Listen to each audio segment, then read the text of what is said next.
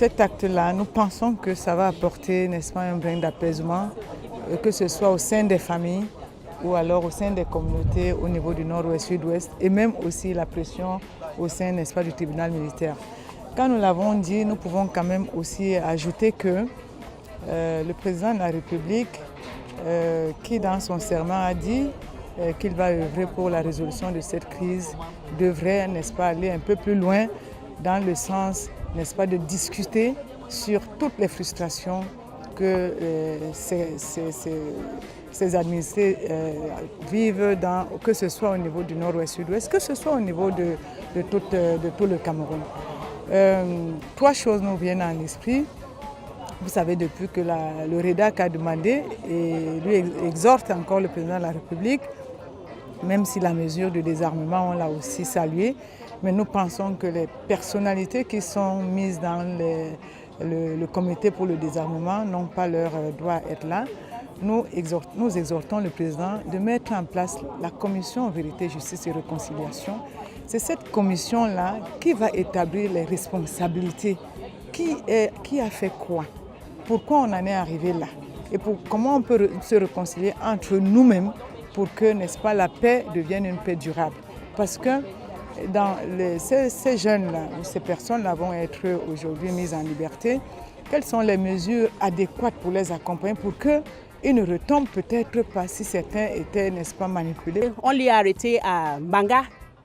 On l'avait arrêté à Mbanga parce qu'on dit qu'il avait simulé les messages de strike messages. So, depuis là, il est toujours ici. On vient chaque mois pour les procédures et malheureusement, on ne lui a fait jamais juger. Donc, ça nous donnait trop de stress. Ça nous donnait le stress parce que chaque mois, on devait être là et chaque fois, on devait partir aussi dans la prison pour lui rendre visite. Et ce qui n'était pas aussi facile parce que tout le temps, il faudra d'abord venir au tribunal militaire pour chercher le permis avant d'aller lui rendre visite. Mais aujourd'hui, je peux dire que ça, c'est la fin. Et j'ai pris Dieu, le Dieu qui a touché le chef d'État, qu'il continue à lui toucher pour que tout le monde ait le joie. C'est une bonne décision. Je pense qu'elle participe à la détente. Si on en croit les nouvelles qui viennent du nord-ouest et du sud-ouest, ça a déclenché un satisfecit de la population.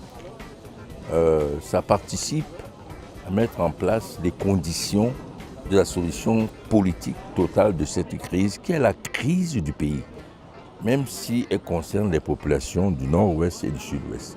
Donc elle nous concerne totalement. Il y a certains qui sont libérés dans ce tribunal juste parce que c'est ce tribunal qui s'occupait déjà de leur cas.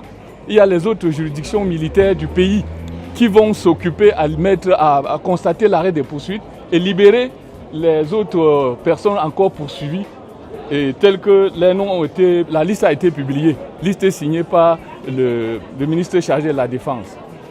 Et pour certains qui sont dans les unités de police, le commissaire du gouvernement a également précisé que ceux-là, eux aussi, ne sont pas hors d'être mis en liberté. L'arrêt des poursuites les concerne également. Mais on attendra au moment où les juridictions, j'allais dire les unités appropriées, vont s'occuper de leur cas.